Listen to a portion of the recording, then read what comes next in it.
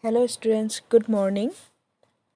Today in this class we will learn about means of transport, lesson number 16 of social studies. Okay, means of transport. First of all, you have to know what are means of transport.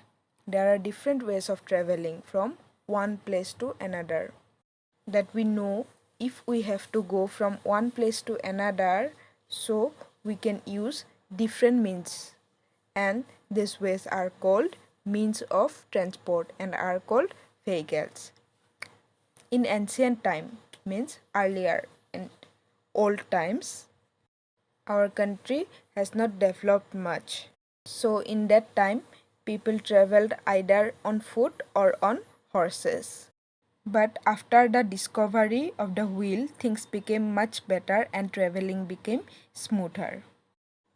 But today, we have a large number of fast-moving means of transport. These fast-moving vehicles have made our world smaller.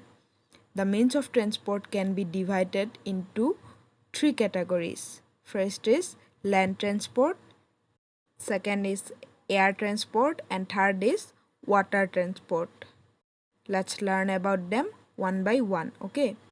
Land transport. When we travel to carry goods from one place to the other on roads and railway lines, it comes under land transport. When we travel by roads or railway, it's called land transport, okay? Next, road transport. It is most common and popular all over the world. Some vehicles which move on road are car, buses, trucks, scooters, tractors, motorcycle, jeep, bicycle, rickshaw, bullock carts, etc. And roads are divided into two parts. One is metalled road and other is unmetalled road. Metal roads are found in cities. They are made of stone, cement and tar. And unmetalled roads are found in villages. They are called kacha roads.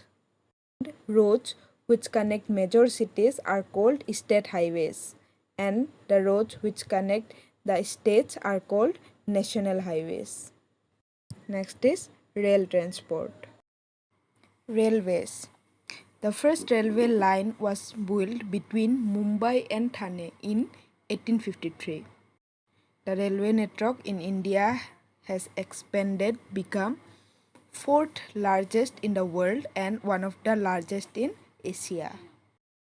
Trains. Trains are cheaper and more comfortable. They are faster than the roads.